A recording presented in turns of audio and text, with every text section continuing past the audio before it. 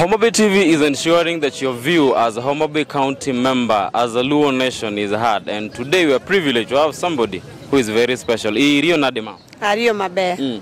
Wachaka negi nyingi. Nyinga ilungo ni elida diambo peyo. Nyangiela. Nyangiela. Ero kamano. Wan gi penjo moro kama piyo. Ndalo machon nitiere gik moko mane timore. To tinde ok gitimre. Kilieknwa moko. Ndalo machon kane ng'ato dhigo dalane to kawo kwe, okawo le, to kawo beti, to kawo pany, to kawo thur gweno. Gigo sani ok timre. Sani ok gitimre, nikech sani ng'ato nyalo wuok kodhi go dala nyathini, tikawo muma kende gi jolemo tidhi godo. Pany nen marango. Pany nen gima ne obedo kaka chik Luo machon mane chuni ni kidhi go dala nyathini, titing'o pany gi le. Mano chik Luo mane machon. Leni nitimo gang'o? Leni ne en ranyisi mane obedo kaka gima chon mane joma chon tiyo godo. To pany nen marango? Pany be ne ranyisi mane ochuno ni gino nyaka iting' kidhi go dala. Joma ok noting'o gigi, ang'o mane timre negi?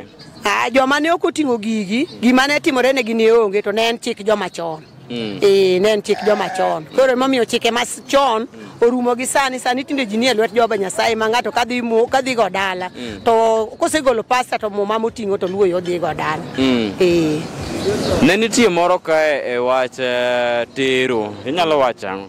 Wach mar tero, dhako ne kane chwore otho, to ne nyalo timo ang'owa, ne yuore nyalo tere to kawe dhi go kode, dhi e dala, tere e dala ne. To kano se tere e dala ne, nobedo chik ma kono nobedo matek ma kane dhi ka yuori, dak malong'o ne onge.